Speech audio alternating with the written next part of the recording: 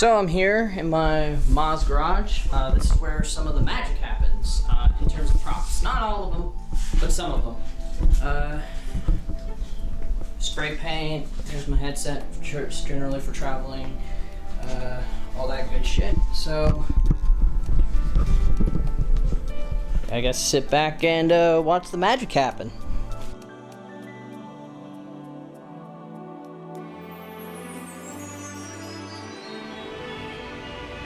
Now, the problem with spray paint and foam weaponry is that, you know, if it's a bright color like yellow, you'll still see like hints of yellow, but, you know, I like to think that I've covered most of that, and, you know, I think it also bleeds through, so that may potentially help once I flip them over.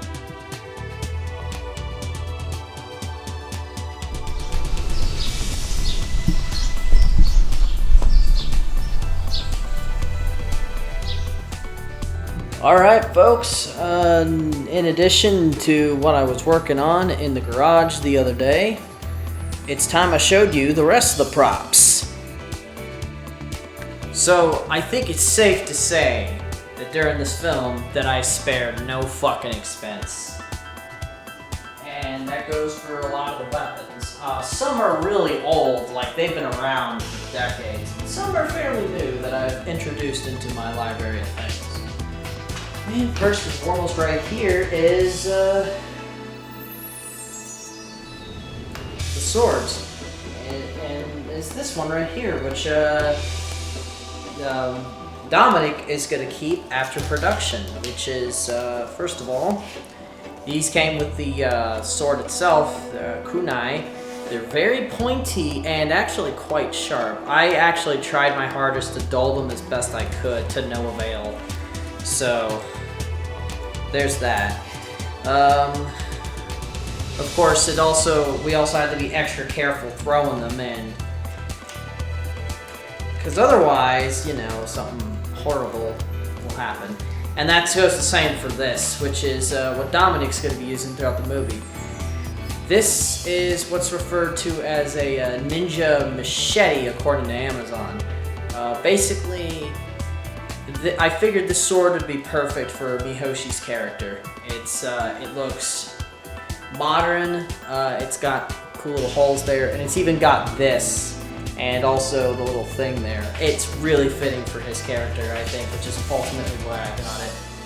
Of course, there's his costume too, which, you know, I can't really do it justice here. So really, all costumes are going to be shown like with a picture in front and all that good jazz while I'm talking. Mihoshi's costume is very similar to that of, well, pretty damn close to Sub-Zero's costume in Mortal Kombat. The only differences are the mask is a basic, like, windproof mask. I got it blue. Tabai boots, I don't know how you're supposed to pronounce them, and socks. And of course, the costume comes with, but other than the only thing that didn't come with that costume are basically the boots and socks. Everything else came in what is to be expected. It is falling apart now, unfortunately, but you know. And Dominic's gonna keep it by the end of the movie. Or they're both the same blade. Basically, this is what Mihoshi's gonna use towards the end of the movie, in addition to what else he's got, which is a dragon katana, which my dad got once upon a time. The blade is blunt, with the exception of this little tip here, but it's not even that bad. So it's a blunt blade. It's not you're not gonna really do much damage to this thing. It's a really nice looking. It's a pretty nice looking katana. There's also a bigger version too. So, but yeah, this is what he's gonna be using in the movie.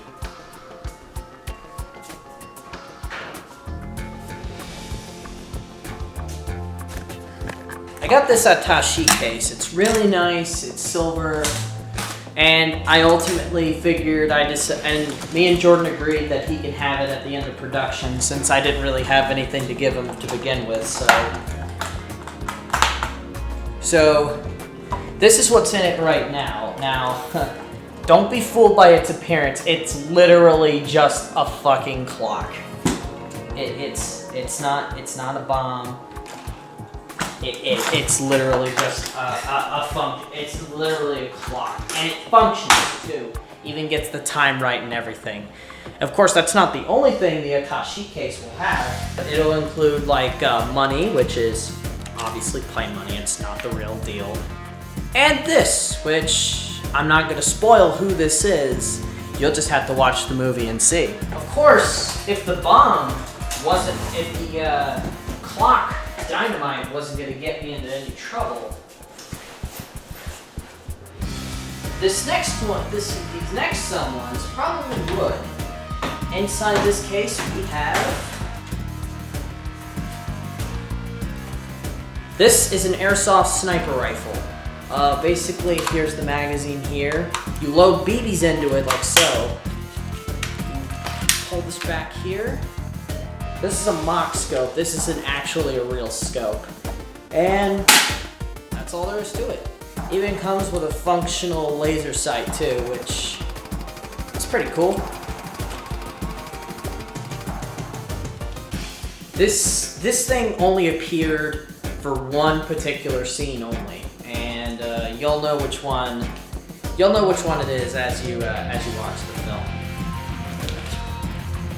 Next on the agenda is this. This is a collapsible bowstep. Unfortunately, I can't really get this to retract, at least not without hitting it with a hammer. But basically, you swing it and it'll like, and these here will retract out of it. And they're made out of metal too, so you could really hurt someone with this if you really tried. Which, the only way I could show you it in action is a clip from the movie itself. That's the only way you're going to be able to see it. Yeah, I'm ready, motherfucker. And Taylor is going to end up keeping this by the end of production. Now, these two coming up are probably some of the oldest props I got. These are the Boken. These are Bokens. They're going to be used by Mass Nightmare in the movie. You could see, if you look closely at them, you could definitely see some wear and tear on each. This one belonged to an old friend who was in a lot of my movies once upon a time. I guess he let me keep this in the end. I never really knew what happened to the guy. I think he moved or something, but in any case, these are as old school as you can get. Like, I've had these for decades, and they definitely show age, but, you know. And they're hardwood too, so great for practicing. I can only show you this. This will be the mask that Mass Nightmare wears. It's a, I believe this is pronounced as a Hanya, something like that. Hanya, thank you, water tank. But yeah, this guy here is all black. It's made out of a material that I don't really know what. I thought someone said fiberglass, but I'm not 100%. It's a great looking mask. It's got some little foam in there for a nice little, it's a little pointy around here for whatever reason, so, but in addition to this mask, Mass Nightmare wears a black hakama, a black kendo robe, and black tabai socks, and that's it. So, I made Mass Nightmare look a bit intimidating, but at the same time made him ultimately appreciate like Japanese culture, because that's how Albert Goodman rolled back when he was still alive. This Mass Nightmare had a completely overhaul compared to how he was back in the videotapes. Stands for, of course. Of course! Why reincarnate one villain when I could just reincarnate two? In addition to all the Bokens and the axe, Mass Nightmare's ultimate trump card is this. It's really beat up, very old. As you can see, I put like little bandages on it to like an attempt to fix it. This actually used to be my brother's before he just ultimately gave it to me. And here's the blade itself. It's really rusted, and it's also got some chips in it. But it also works because this would be the very same sword Albert Goodman used to slaughter all the jocks and all those people at the mall. As much as Albert Goodman is a psychotic fuck, he believes in a fair fight between samurai. That being said, this sword here is also going to be used by Mihoshi. Mass Nightmare will generously give him this sword. It's definitely nicer looking, you know, compared to the other one, but, you know. I had to compensate for the minions by giving them their own respective weapons. Now, this is the finished product of the foam swords, which, as you can see, they're now painted silver. They still got hints of yellow in them, but, you know, they're painted as best they could, and they look really trashy, thanks to the paint pulling off some of the foam and such. And on a side note, they still light up. You can't really see it, but, oh, here we go. Here's a better side. They still light up, see? No real reason, it's just there. Of course, the Minions weaponry is completely limited. Got your, I mean, yes, this is a broom handle, but a little imagination, it could be a bow staff. Nothing compared to what Guy and Dude has, but you know. Little katana here, which I got from like a little, like Ninja toy set pack, which I'm just gonna end up like giving it to Jordan so he can like give it to like his give that to like his nephew for his birthday or something. Little bow and arrow. It did have arrows, but unfortunately I tried to make it get rid of the suction cups and that didn't go so well. So now, magic missile. Little hatchet here too, made out of foam. Actually got a little bit of weight to it. I'm a little surprised by this.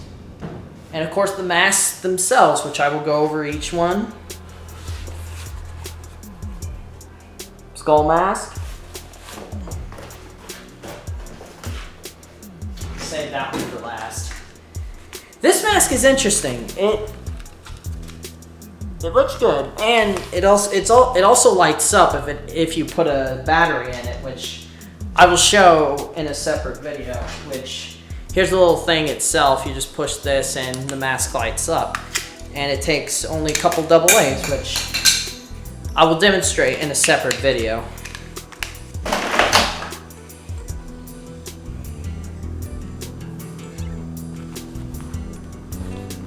You got this one here, which I guess is supposed to be like, I mean, I guess if I had to take a wager, that's probably, it kind of looks like Leatherface, I guess. Then you got this interesting one here, which, yeah,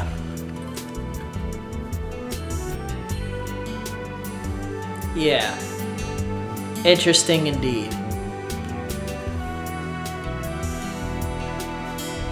And there's actually some more weaponry down here. Little tiny nunchucks. See, like these I can actually use like a pro. It's actually kind of sad, really.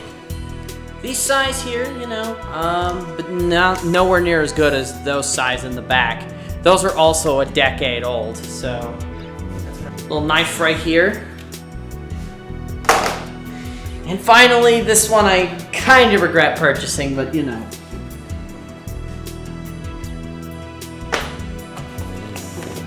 Because why not, Shrek?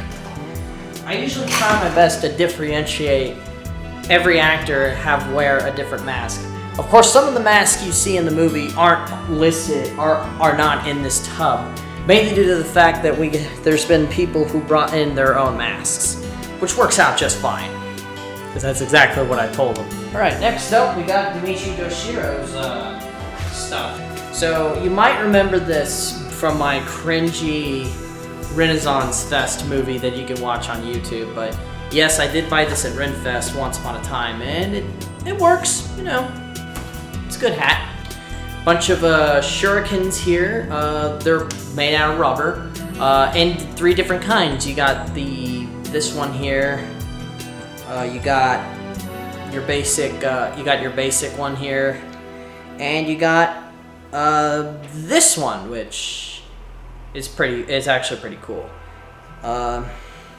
Now, of course, these aren't strictly going to be for Dimitri. I'm probably going to have Mihoshi use these two to a degree. Honshu. This is a Honshu knife. Basically, there's this grip right here. It's curved. It's got the little edge there. Quite sharp, but you know. Comes in its own little holster too, which took me a while to figure out how to get it on, but you know, I think I finally figured it out.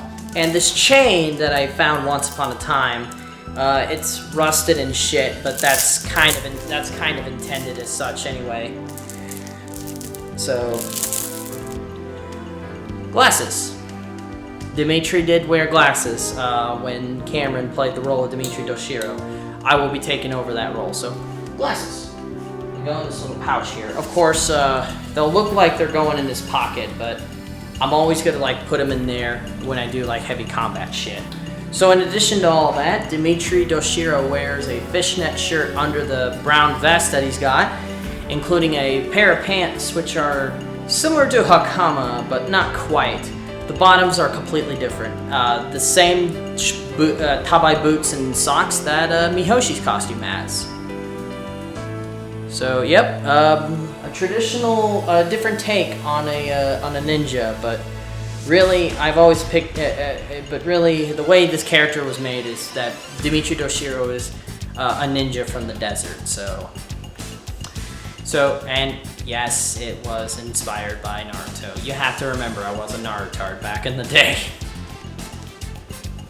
All right, next up, we get to go over the probably the one thing in this movie that was potentially dangerous to have on set, but here we are. Now, I don't have all of these now, since one of the actors, Corbin, is done with the role of gunslinger, and he took all the parts, and he took all the costume pieces and the dual pistols. But I will be able to show off these two here for you at least, and I might be able to try to show off the other pistols he's got. So anyway. This is an Airsoft Shotgun. It comes with a flashlight. Oh wow, it's working this time. It didn't work last time I tried this, but it does come with a flashlight. We never used it on set, but it's there. And it's pretty boss. Also comes with a little reflex scope here, and it's pretty simple. You just cock it, aim, fire. Normally the shells, and it comes with each individual shells. This is it right here. The BBs go at the bottom here. You load them, and there's this little notch right here. This guy right here, and it opens up. Maybe, yeah, it opens up like that. You just, if I could do it right, you just make sure all the BBs are loaded in there. Throw it in.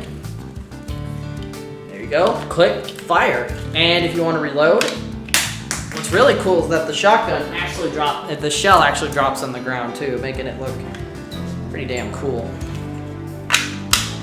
Oh, and in addition, this butt of the gun extends.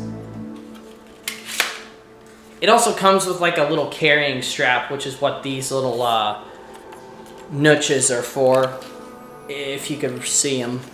Oh, and it's also got a little dirt spot thanks to some filming of Guy and Dude versus Gunslinger. But next up on Gunslinger's arsenal is this. This is the Mauser. I guess it's kind of like a World War II type of pistol. It's an airsoft gun, obviously, thanks to the orange cap. Basically, it's real simple. Cock it back, fire. Load up BBs into this little magazine, and it, according to Corbin, it's pretty powerful. Like, you can do some damage to a motherfucker with this thing.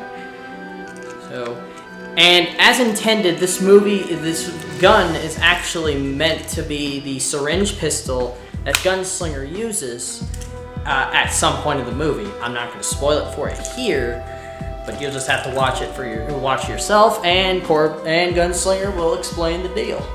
Now, like I said, I don't have the rest of the those two other pistols with the laser sights. that Corbin used for his character, but I will go ahead and explain his costume layout right here and now. So in addition to those two dual pistols he's got, Gunslinger also had a tactical vest, including leg holsters.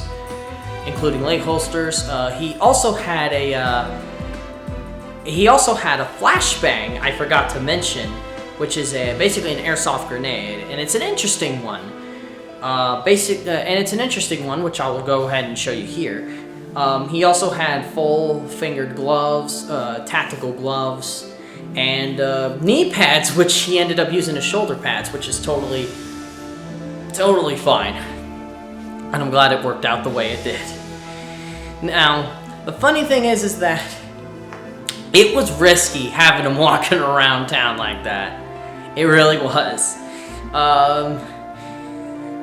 Yeah, safe to say it was a risky one to pull off, but you know, it all worked out in the end, so it's all good. And speaking of firearms, there's more airsoft pistols. This one is used by bodyguards, Guy and Dude a few times, and that's pretty much it. Oh, and Peter, the police chief. I mean, not much to say. Load the magazine with BBs, cock it back, fire. There you go. And it feels like the real deal too. Like this actually has some weight to it, which is actually pretty cool. I think honestly these are some of my favorite buys. The Nerf gun that I painted black, you could see scrapes of orange there. But yep, it's a Nerf gun. It looked pretty good. This is what Grandpa Jubei used to help train Nunchuck Man when to dodge bullets. And it's real simple. There's this little notch right here that you just pull back. Load, push forward, and fire away. Just like that. And continuing with the Cannon Armory at a completely different location, I'm going to show off, albeit very few, of Adam's weaponry, which I will show you the sword last. But for now, the grenade and the pistol that he used are nowhere to be found. But we got the pins for the grenades. I mean, click, throw. I mean, that's pretty cool. So the best I can really do for you is show like the still images. I mean, unless we do find them, but yeah, I think in post-production I'll just do the still images, and you'll at least have an idea what they are. The pistol itself came with the sniper rifle that I bought, and the grenade is a more simpler version of the same BB grenade that I gave to Corbin. The only difference is that it's a lot more simple and doesn't require the special like oil used to make it go kablooey. Next on the agenda is this wide brim hat. This was my grandmother actually gave me this a long time ago, and so this is another very old prop. I'd say about definitely decade old, like probably as old as say the Bokens that I bought years ago. So it definitely has a little bit of wear. Like it's not like as like smooth as it once was, but you know it itself well for a pirate though. Yeah, it definitely fits his character for sure, and yeah, it's a pretty solid hat. And believe me when I say that it was a tough decision to have me let this go, but you know what? I was happy to give this to Ryan too, so hope you enjoy it, buddy. And last for now is the coat that he wore. I actually bought this for him. I found a really excellent deal on Amazon, only like $50, $60, something like that. And it's a nice coat, fairly nice. It's got all the nice, got all the pockets. It's got this little thing, which is pretty cool. And I'm holding it incorrectly, evidently, but yeah, it's a really nice coat, and for $50, $60, it's an absolute bargain. And at first, me and Ryan were gonna like split it 50-50 on this, but then I saw it was like $50 or $60, and I'm like, fuck it, I could float this. Adam's sword, which is a interesting take on the straight sword. It's made of wood. Got it from the Renaissance Festival. Cameron and one of his friends, or his uncle, I think, actually took this end here that was originally here and put it to there, so it could be held like this, which is again an interesting take, but it's pretty cool. And this is also one of the oldest props I got. Cameron gave this to me some time ago, and yep, and